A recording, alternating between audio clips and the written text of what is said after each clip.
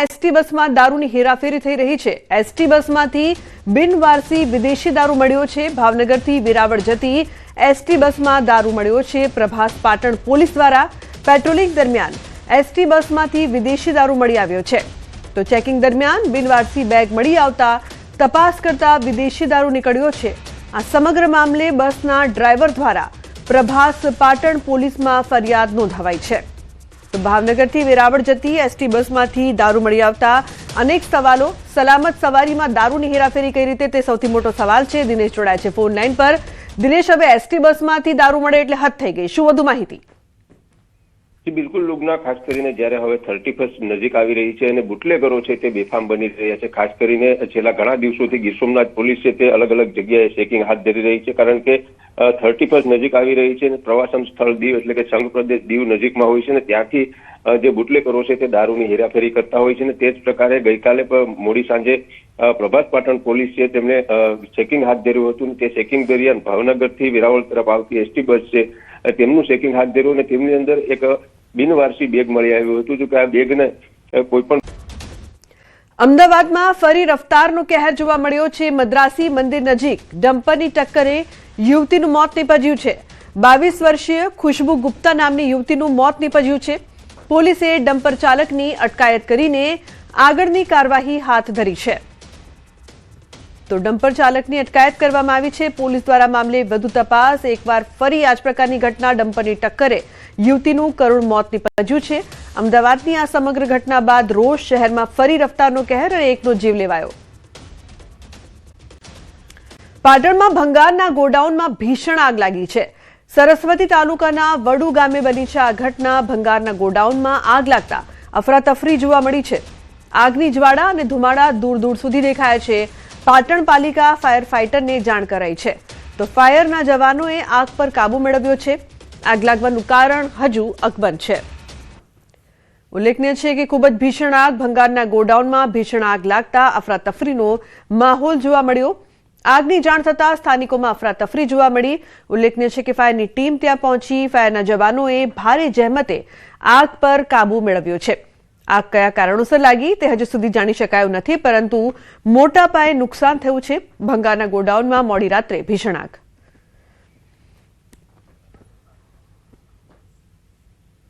અન્ય મહત્વપૂર્ણ સમાચાર ગીર સોમનાથથી। ગોગો પેપરનું વેચાણ કરતા દુકાનદારો પર એસઓજીના દરોડા। વેરાવળમાં ગોગો પેપર વેચતા 5 દુકાનદારોની અટકાયત કરવામાં આવી છે। પાનના ગલ્લા પર ચાલતા ગોગો સિગારેટના વેચાણ સામે તંત્રની લાલ આંખ। રાજ્ય સરકારની સૂચના બાદ પોલીસ તંત્ર એક્શનમાં આવ્યું છે, તો પોલીસની કામગીરીને પગલે ગોગો વિતરકોમાં ફેલાયો છે ફફડાટ। દિનેશ જોડાય છે વધુ માહિતી આપવા માટે। દિનેશ, શું વધુ વિગત આ સમગ્ર મામલે? બિલકુલ લુગના, જે પ્રમાણે રાજ્ય સરકાર છેલ્લા 3-4 દિવસથી એક્શનમાં આવી છે અને રાજ્ય સરકાર દ્વારા સમગ્ર ગુજરાતની અંદર જે પોલીસ વિભાગ છે તેમને સૂચના આપવામાં આવી છે અને તેમના ભાગરૂપે જે ગીર સોમનાથ પોલીસ એસઓજી દ્વારા વેરાવળ શહેર અને તેમના આસપાસના વિસ્તારોની અંદર ચેકિંગ હાથ ધરવામાં આવ્યું હતું અને ત્યાં આગળ 5 જેટલા પાનના ગલ્લાઓ છે કે જ્યાં સિગરેટની અંદર વપરાતા ગોગો પેપર છે તેમનું વેચાણ કરતા જે દુકાનદારો છે તેમના ઉપર કાર્યવાહી કરવામાં આવી છે। જો કે જે પ્રમાણે ગીર સોમનાથ એસઓજી પોલીસ સક્રિય બની છે અને શહેરના અલગ અલગ વિસ્તારોમાં ચેકિંગ હાથ ધરી રહી છે અને તેમને કારણે ક્યાંક ને ક્યાંક જે વેચાણ ધારકો છે તેમાં ફફડાટ ફેલાયો છે। લુગના જી બિલકુલ દિનેશ, આભાર સમગ્ર માહિતી બદલ। મહેસાણામાં દારૂ હેરાફેરીનો વધુ એક કિમિયો ફેલ થયો છે। ગ્રેનાઇટ પાવડરની આડમાં લઈ જવાતી 25,000થી વધુ બોટલો જપ્ત કરવામાં આવી છે। ઉપાસના સર્કલ બ્રિજ નીચેથી ઝડપાયો છે વિદેશી દારૂનો જથ્થો। એસએમસીએ દરોડા પાડી 25,747 દારૂની બોટલો ઝડપી પાડી છે। એસએમસીએ 94.60 લાખનો દારૂ સાથે 1.9 કરોડનો મુદ્દામાલ પણ જપ્ત કર્યો છે। રાજસ્થાનના ટ્રક ચાલક ભજનલાલ બિશ્નોઈની ધરપકડ કરવામાં આવી છે। હજુ 4 શખ્સો વોન્ટેડ છે। દારૂ સપ્લાયર હિતેશ સુથાર સહિત અન્ય સામે ગુનો દાખલ કરીને કાર્યવાહી હાથ ધરવામાં આવી છે। કેતન જોડાયા છે ફોન લાઈન પર વધુ માહિતી આપવા માટે। કેતન, દારૂની હેરાફેરીનો વધુ એક કિમિયો ફેલ, શું વધુ માહિતી, શું વધુ વિગતો? ચોક્કસથી લુગના જણાવી દઉં કે મહેસાણા હાઈવે પરથી એસપી દ્વારા મોટો દરોડો પાડવામાં આવે છે, જેમાં 1.9 કરોડનો જે મુદ્દામાલ હોય છે તે જપ્ત કરવામાં આવે છે। ઉપાસના સર્કલ બ્રિજ નીચેથી વિદેશી દારૂનો જે ઝડપી જથ્થો હોય છે તે ઝડપી પાડવામાં આવે છે। ગ્રેનાઇટ પાવડરની આડમાં જે દારૂ હોય છે, દારૂની બોટલ હોય છે, તે લઈ જવામાં આવતી હતી. તેવા સમયે જ ત્યાં દરોડા પાડી અને જે કાર્યવાહી હોય છે તે કરવામાં આવી છે. ટોટલ 45 જે બોટલો હોય છે તે ઝડપાઈ છે, જેની અંદાજિત જે કિંમત હોય છે 94.60 રૂપિયા થાય છે. તેમજ ટ્રક મળી અને આ ટોટલ મુદ્દામાલ હોય છે 1.9 લાખ રૂપિયા થાય છે. રાજસ્થાનમાં બાજુના ટ્રક ચાલક ભજનલાલ આ જે માલ સાથે ઝડપાયું છે, જ્યારે અન્ય જે 7 શખ્સો હોય છે તેને વોન્ટેડ જાહેર કરી અને જે પોલીસ દ્વારા જે કાર્યવાહી હોય છે તે હાલ કરવામાં આવી છે. જી બિલકુલ કેતન, આભાર સમગ્ર માહિતી બદલ. વાત કરીએ તો ભવનાથમાં પવિત્ર શિવરાત્રી મેળાને લઈને બેઠક યોજાઈ છે. જૂનાગઢના સંતો અને મનપાના પદાધિકારીઓ સાથે હર્ષ સંઘવીની બેઠક યોજાઈ. સ્વચ્છતા, પાર્કિંગ અને દામોદર કુંડમાં સફાઈનો ઉકેલ મળે તે માટે ચર્ચા થઈ છે. પ્રકૃતિને નુકસાન કર્યા વગર સુંદરતા વધે અને નેશનલ લેવલનો મેળો બને તે માટે પણ ચર્ચા થઈ છે. બેઠકમાં સંતોના સૂચનો પણ લેવાયા છે. સંતો સાથે બેસી રવેડીનો રૂટ જે છે તે લાંબો કરવા માટે ચર્ચા કરવામાં આવી છે. તેમજ સુદર્શન તળાવમાં આરતી થાય અને પવિત્ર મેળો થાય તે ચર્ચા પણ થઈ. ઉલ્લેખનીય છે કે આ મહત્વપૂર્ણ ચર્ચામાં જે મુદ્દાઓ છે તેને લઈને ચર્ચા કરવામાં આવી છે. કઈ રીતે આયોજન કરવામાં આવે અને આયોજનમાં કોઈ પણ જાતની તકલીફ ન થાય તેની ખાસ સૂચના. એ સાધુ સંતોનો જ મેળો રહીએ એટલે એ કઈ રીતે આપણે સારી રીતે ઇન્ટરનેશનલ લેવલ ઉપર લઈ જાય એમના માટેની ચર્ચા વિચારણા, ત્યાંની સંતોના સૂચનો, સંતોની માહિતી, ખાસ કરીને સ્વચ્છતાની વાત છે. સાબરકાંઠા હુડાનો નિર્ણય હાલ પૂરતો સ્થગિત રખાયો છે. ગાંધીનગરમાં 4 મંત્રીઓની કમિટીમાં આ નિર્ણય લેવામાં આવ્યો છે. નિર્ણય અંગે પદાધિકારીઓ અને હોદ્દેદારો સાથે બેઠક યોજાઈ હતી. 11 ગ્રામના લોકોએ બીજેપી અગ્રણી સમક્ષ અલગ અલગ વિષયો મૂક્યા હતા. સાબરકાંઠામાં હિંમતનગરમાં હુડા લાગુ કરી હતી, જેનો વિરોધ કરાયો હતો. વિરોધ બાદ બેઠક કરીને આ નિર્ણય લેવામાં આવ્યો છે. તો 4 મંત્રીઓની કમિટીમાં આ નિર્ણય લેવામાં આવ્યો છે. હુડાનો નિર્ણય હાલ પૂરતો સ્થગિત રાખવામાં આવ્યો છે. સાબરકાંઠાના સૌ આગેવાનો સાથે મળીને અમે 4 મંત્રીશ્રીએ મુખ્યમંત્રીશ્રી જોડે વિચાર અને વિમર્શ કર્યા બાદ હુડાનો નિર્ણય હાલ પૂરતો સંપૂર્ણ રીતે સ્થગિત કરવામાં આવે છે. અત્યારે હાલ જે અર્બન ઓથોરિટી જે લગાવવામાં આવી છે એ તાત્કાલિક અસરથી એ સ્થગિત કરવામાં આવી છે અને આગામી સમયમાં પણ એ માટે યોગ્ય જે નિર્ણય એ સરકાર લેશે એવી અમને ખાતરી આપવામાં આવી છે. અમારો જે પણ મુદ્દો છે એના બાબતે ખૂબ વિચાર વિમર્શ કરી એમનો પોતાનો નિર્ણય અમને જણાવ્યો છે અને હિંમતનગર અર્બન ડેવલપમેન્ટ ઓથોરિટીની જે રચના થઈ હતી એને હાલ પૂરતી સ્થગિત કરીને અને ભવિષ્યના દિવસોમાં ખૂબ સારો નિર્ણય જે ખેડૂતો ઈચ્છી રહ્યા છે એ મુજબ લેવાની બાંહેધરી પણ આપી છે. ઓપરેશન મ્યુલ હન્ટ અંતર્ગત રાજકોટ રેન્જ સહિત સમગ્ર ગુજરાતભરમાં મ્યુલ એકાઉન્ટ ધારકો સામે કાર્યવાહી કરાઈ છે. ત્યારે રાજકોટ રેન્જ અંતર્ગત આવતા 5 જિલ્લાઓમાં પ્રાથમિક તબક્કે મળેલી માહિતીના આધાર પર 1077 મ્યુલ બેંક એકાઉન્ટ મળી આવ્યા છે, જેમાં 19.25 કરોડ રૂપિયા જેટલી રકમ જમા થઈ હોવાનું સામે આવ્યું છે. તેમજ અત્યાર સુધીમાં 5 જિલ્લાઓમાં કુલ 54 જેટલી ફરિયાદ બીએનએસની કલમ તેમજ આઈટી એક્ટની કલમ મુજબ દાખલ કરવામાં આવી છે, જે પૈકી 10 ફરિયાદ રાજકોટ ગ્રામ્ય પોલીસ દ્વારા દાખલ કરવામાં આવી છે. તેમજ તે અંતર્ગત 21 જેટલા એકાઉન્ટ ધારકોની ધરપકડ તેમજ 6 એકાઉન્ટ ધારકોને નોટિસ આપવામાં આવી છે. અત્યાર સુધી રાજકોટ રેન્જમાં 1077 જેવા મ્યુલ એકાઉન્ટની પોલીસ દ્વારા અત્યારે વેરિફિકેશનની કામગીરી કરવામાં આવેલી છે. એ તમામ પૈકી 54 મ્યુલ એકાઉન્ટ ધારકો વિરુદ્ધમાં ફરિયાદ દાખલ કરવામાં આવેલી છે. એમાં 184 જેટલા આરોપીઓ એ આઈડેન્ટિફાઈ કરવામાં આવેલા છે. 184 પૈકી 51 ગુનેગારોને જે મ્યુલ એકાઉન્ટમાં ગુનેગારો છે પકડવામાં આવેલા છે અને બાકી લોકોને વિરુદ્ધમાં એ કામગીરી ચાલુ છે. ભરૂચના અંકલેશ્વર જીઆઈડીસી વિસ્તારમાં આવેલા COP 2 ખાતે શાકભાજીની લારીઓ ઊભી રાખવામાં આવતા વિરોધ કરવામાં આવ્યો છે. આસપાસની સોસાયટીના રહીશો દ્વારા કડક વિરોધ નોંધાવવામાં આવ્યો છે. રહીશોના જણાવ્યા મુજબ શાકભાજીની લારીઓ ઊભી રહેતા વિસ્તારમાં ગંદકીનું પ્રમાણ વધશે. ટ્રાફિકની સમસ્યા ઊભી થશે. રહીશો દ્વારા COP 2 વિસ્તારમાં લારી ગલ્લા દૂર કરી અગાઉ જાહેર કરાયેલી ગાર્ડન યોજનાને તાત્કાલિક અમલમાં મૂકવાની માંગ કરવામાં આવી છે. ઉલ્લેખનીય છે કે COP 2 વિસ્તારમાં મૂળભૂત રીતે રહીશો માટે ગાર્ડન વિકસાવવાની યોજના કરવામાં આવી હતી, પરંતુ ત્યાં શાક માર્કેટ ઊભું કરતા વિરોધ કરવામાં આવ્યો છે. ગાર્ડન માટે છે તેને નોટિફાઈડ શાક માર્કેટ બનાવવા માંગે છે. શેના માટે ભાઈ? COP ગાર્ડન માટે છે, કોઈ શાક માર્કેટ બનાવવા માટે નથી. GIDC જે તમને આપેલો છે તે ગાર્ડન વિકસિત કરો. આજુબાજુના મકાનવાળાએ ગાર્ડન સમજીને લીધો છે. નવી ગંદકી કરવા માટે અહીં પ્લોટ આપવામાં આવશે નહીં. મોટી મોટી વાતો વચ્ચે વડોદરામાં શિક્ષણ વ્યવસ્થાની ગંભીર હકીકત સામે આવી છે. અહીં પાલિકા સંચાલિત માણેજા વિસ્તારની પ્રાથમિક શાળાનું સમારકામ મહિનાઓથી ટલ્લે ચડ્યું છે. 3 માળનું મકાન જર્જરિત બનતા બંધ કરી દેવાયું છે. તેથી 300 જેટલા વિદ્યાર્થીઓ છેલ્લા 6 મહિનાથી બસમાં દૂર આવેલી SRP ગ્રુપની શાળામાં ભણવા જવા મજબૂર છે. લાંબી મુસાફરીના કારણે બાળકો થાકી જાય છે અને સાંજે અંધારામાં ઘરે પહોંચે છે, જેને લઈને વાલીઓમાં ભારે રોષ છે. આ મામલે હવે શહેર કોંગ્રેસ પ્રમુખે પણ ભ્રષ્ટાચાર અને બેદરકારીના ગંભીર આક્ષેપો કર્યા છે, જ્યારે જવાબદાર તંત્ર મૌન સેવી રહ્યું છે. માં તો બહુ મુશ્કેલી થાય છે, કારણ કે વહેલું અહીંયા સવારે હોય 12 વાગ્યાનો ટાઈમ આપ્યો, વહેલી બસો જતી રહે. અમને 5-10 મિનિટ વહેલું મોડું થાય તો ઊભી નહીં રહેતી બસો. વહેલા આવીએ તો બસો ઊભી હોય એમ જતી રહે છે. સાંજે અંધારું થઈ જાય. મારા તો 2 નાના બાળકો છે. બસમાં અહીંથી જવાનું આવવાનું બહુ તકલીફ પડે છે. ડર તો લાગે ને, જ્યાં સુધી સાંજે છોકરાને જોઈએ ને ત્યાં સુધી ડર. જ્યાં સુધી સાંજે જોઈએ છોકરાને આપણે હસતા ખુશતા, તારે આપણા જીવમાં જીવ આવે ને. 6 મહિના પહેલાની સ્કૂલ છે, હજુ કોઈ મેળ નહીં પડ્યું. જે ટાઈમે આગળ હતું તે ટાઈમે બધો વાલીઓને એવું જ હતું કે જેમ બને તેમ જલ્દી તમે બનાવો તો સારી વાત છે. છોકરાને અવર જવર તકલીફ પડે ને, વાલીઓને તકલીફ પડે અને આ લોકોને પડે, અને હોજે વધારે તકલીફ પડે. છોકરો સ્કૂલ મોડે આવે છોકરો તો હું જે કોકનું છોકરું અંટવાઈ જાય તો તકલીફ પડે, અને જેમ છે જેમ જલ્દી બને એટલું સારી છે. વાલીઓને બધાની એ જ માંગ છે. આ લોકો કશું ધ્યાન નહીં આપતા, ભણાવતા બી નહીં. ચોપડી એવી ને એવી હોય છે, ઘરે અમે જે લખાઈએ એ જ, બાકી એ લોકો લેસન બી નહીં આપતા ને કશું નહીં.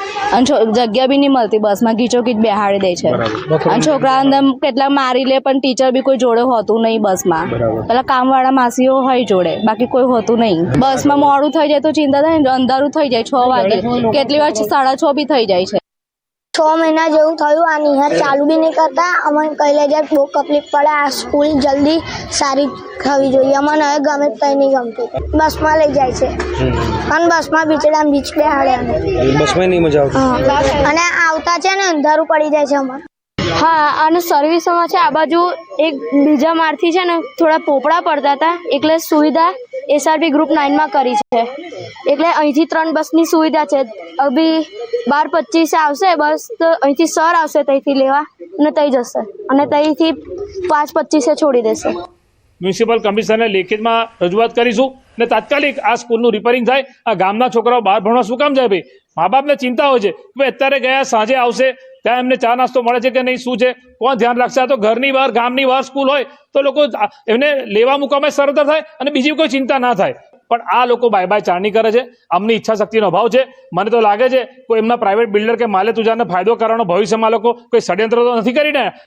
એક તરફ ગરીબ ઘરના બાળકોને સારું અને ગુણવત્તાસભર શિક્ષણ આપવાની સરકાર દ્વારા મોટી મોટી વાતો કરવામાં આવે છે, પરંતુ વડોદરા શહેરની વાત કરીએ તો અહીંયાની પરિસ્થિતિ આખી અલગ છે. સીધા દ્રશ્યો અને હકીકત બંને બતાવવાનો પ્રયત્ન કરીશું. શાળા સૌથી પહેલાં જોઈ લો કે મા ગાયત્રી પ્રાથમિક શાળા છે અને માનેજા વિસ્તારમાં આ શાળા આવેલી છે. અહીંયા મોટી સંખ્યામાં વિદ્યાર્થીઓ અભ્યાસ કરે છે, અને ખાસ કરીને વાત કરીએ તો શાળા જે છે છેલ્લા 5-6 મહિનાથી જર્જરિત થઈ ગઈ છે. એના કારણે આજે તમામ વિદ્યાર્થીઓ છે તેમને અન્ય શાળામાં ભણવા માટે મોકલવામાં આવે છે.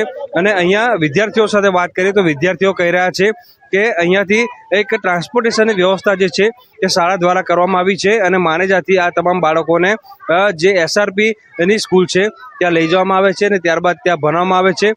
બાળકોને એવું કહેવું છે કે તેમને એ શાળામાં ભણવામાં બિલકુલ મજા નથી આવતી, કારણ કે આ બાળકો એવા છે કે નાનપણથી જ એટલે કે પહેલા ધોરણથી જ આ શાળામાં ભણવા માટે ટેવાયેલા છે, અને અહીંયાનું વાતાવરણ જે છે એ તેમને અનુકૂળ આવી ગયું છે.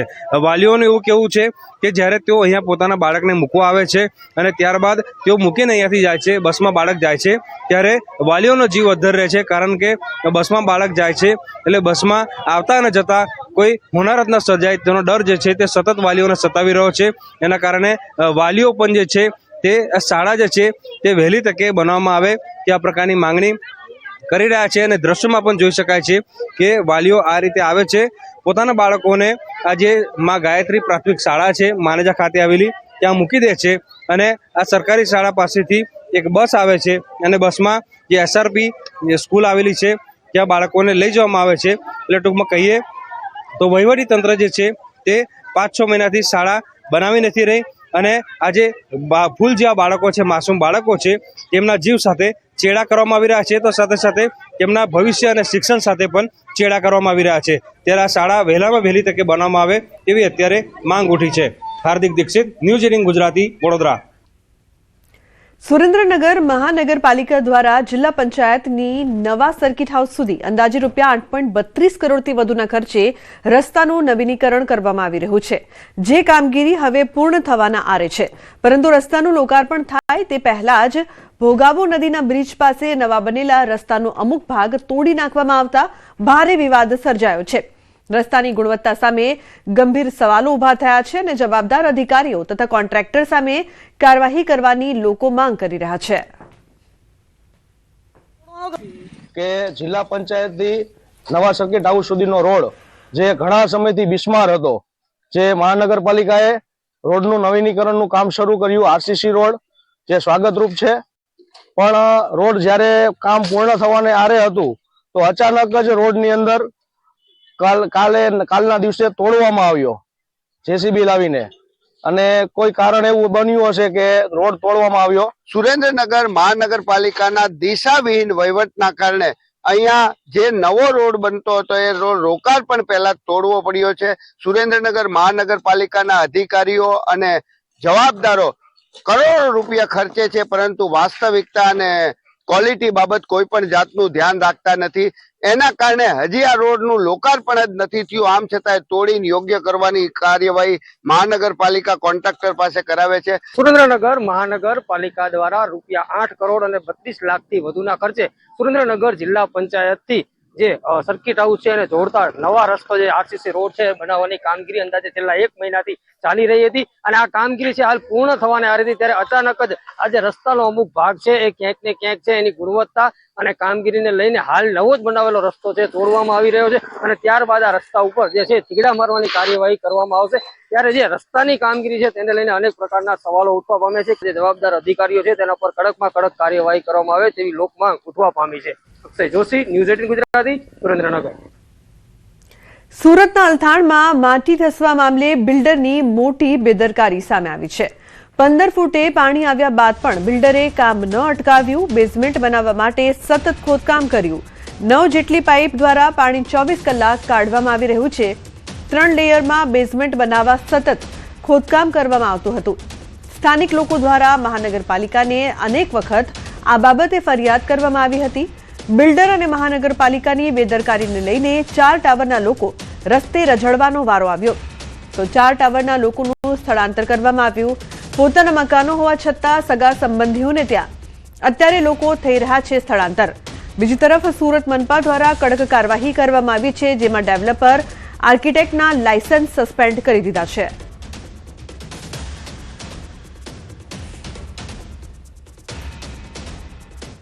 मतलब 200 से 250 जन अभी तक खाली हो चुके हैं. वो भी बाकी जो भी बचे हैं ना वो भी धीरे धीरे यहाँ से जाहिर है.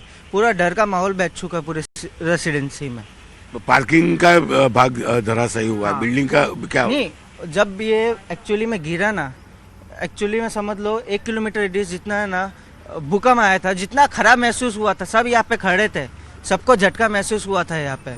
आप क्या बोलोगे? कंप्लेन की थी, पानी की पाइपें डाली, ये एक्चुअली ये लोग ने 9 मोटर पाइप लगा रखा था. 9 अभी ये लोग क्या छुपा रहे, धीरे धीरे सब पानी निकाल रहे हैं. और नीचे से अभी से चेक कर सकते हैं आप लोग. 4 ही पाइप है, पहले 9 पाइप थी. 9 पाइप में से 24 घंटे ये लोग पानी निकालते थे. इनको 15 पता है कि 15 फुट के बाद में नीचे पानी है. और ये खेडूत की जमीन थी, पहले यहाँ पे खेती बाड़ी होती. સુરતના અલથાણ વિસ્તારમાં બનેલી ઘટના બાદ મહાનગરપાલિકાએ પોતાની ચામડી બચાવવા માટે શિવ રેસિડેન્સીના 4 ટાવર ખાલી કરાવી નાખ્યા છે. 400 પરિવાર રસ્તે રઝળતા થઈ ગયા છે. ખાસ કરીને શિવ રેસિડેન્સીની બાજુમાં બનતા નવા પ્રોજેક્ટની માટી ધરાશયી થતા પાર્કિંગનો ભાગ બેસી ગયો, શેડ પડી ગયા, 15 કરતાં વધુ ગાડીઓને નુકસાન થયું છે. મહાનગરપાલિકાએ તેમની સિક્યુરિટી ટીમો મૂકી દીધી છે લોકો અહીંયા આવે નહીં તેના માટે.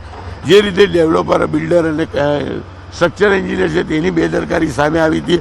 મહાનગરપાલિકાએ નોટિસો આપી મકાન ખાલી કરાવ્યા, ત્યારે બીજી બાજુ માટી પૂરવાનું કામ ચાલી રહ્યું છે. માટી પૂર્યા બાદ પ્રોટેક્શન વોલ બનશે, પણ જે રીતે ડેવલપરની ભૂલ છે તેને લઈને ડેવલપર, સ્ટ્રક્ચર એન્જિનિયર, સુપરવાઇઝર અને અન્ય જે એન્જિનિયર છે તે તમામ લોકોના લાયસન્સ રદ કરવાની કામગીરી કરી છે. કહી શકાય જે પ્રકારે આ ઘટના બની છે, જો કે મોટી કોઈ જાનહાની નથી થઈ, પણ ડેવલપરની ભૂલને લઈને બાજુમાં રહેલી શિવ રેસિડેન્સીના 400 પરિવારના જીવ તાળવે ચોંટ્યા છે. તેઓને સ્થળાંતર કરવાની વારી આવી છે. મહાનગરપાલિકા કે ડેવલપર દ્વારા કોઈપણ જાતની સહાય કરવામાં નથી આવી, અને જે પ્રકારે આ બિલ્ડિંગમાં રહેતા લોકો છે તે પોતાના સગા સંબંધીઓને ત્યાં જઈને હાલ રોકાણ કર્યું છે. જોકે મહાનગરપાલિકાએ પોતાની ચામડી બચાવવા માત્ર નોટિસ આપી મકાન ખાલી કરાવ્યા છે અને ડેવલપરનું લાયસન્સ રદ કરવાની કાર્યવાહી કરી છે, પણ કહી શકાય કે આ લાયસન્સ કેટલા સમય માટે રદ રહે તે તો મહાનગરપાલિકાના તંત્ર જ જાણે. પણ આ સમગ્ર કેસમાં મહાનગરપાલિકાની બેદરકારી મોટા પ્રમાણમાં સામે આવી છે. કેમેરામેન જીગર ગુગલ સાથે કીર્તેશ પટેલ, ન્યૂઝ 18 ગુજરાતી, સુરત.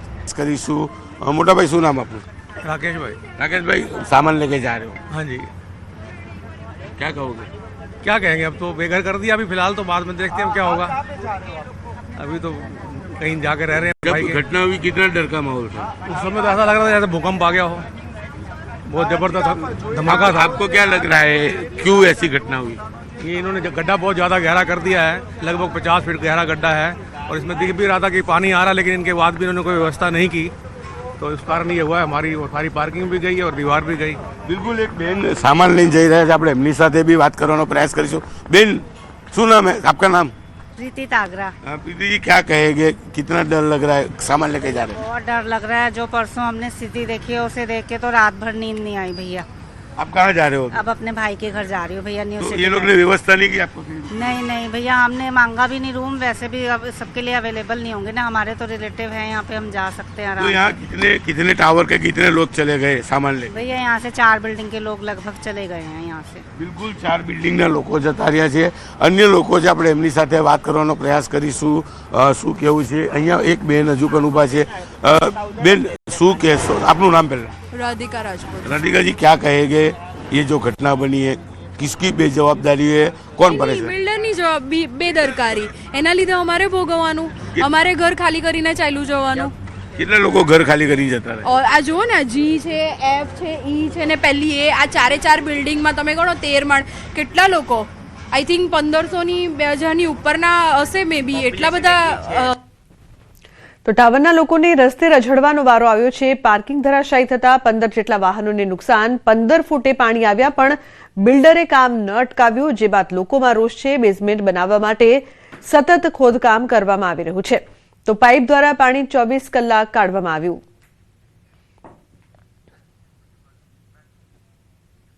મધ્યપ્રદેશના મંડલા જિલ્લામાં શિક્ષણ જગતને શર્મસાર કરતી ઘટના સામે આવી છે. નશામાં ધૂત શિક્ષકે બાળકોને ફિલ્મી ગીતો શીખવ્યા. બાળકોને ફિલ્મી ગીતો શીખવતા શિક્ષકનો વિડીયો વાયરલ થતા શિક્ષણ અધિકારીએ તપાસના આદેશ આપ્યા છે. અધિકારીએ તપાસ બાદ શિક્ષક સામે કડક કાર્યવાહીની ખાતરી આપી છે. ત્યારે હાલ તો નશામાં રહેલા શિક્ષકનો વિડીયો વાયરલ થઈ રહ્યો છે. તો શિક્ષણના ધામમાં નશાખોર શિક્ષકની પ્રવૃત્તિથી વાલીઓમાં રોષ ફેલાયો છે. गुलाब का जल्दी पहचान करो, पत्र है गरीब का, क्या करना है? जवाब मुंह लौटाओ.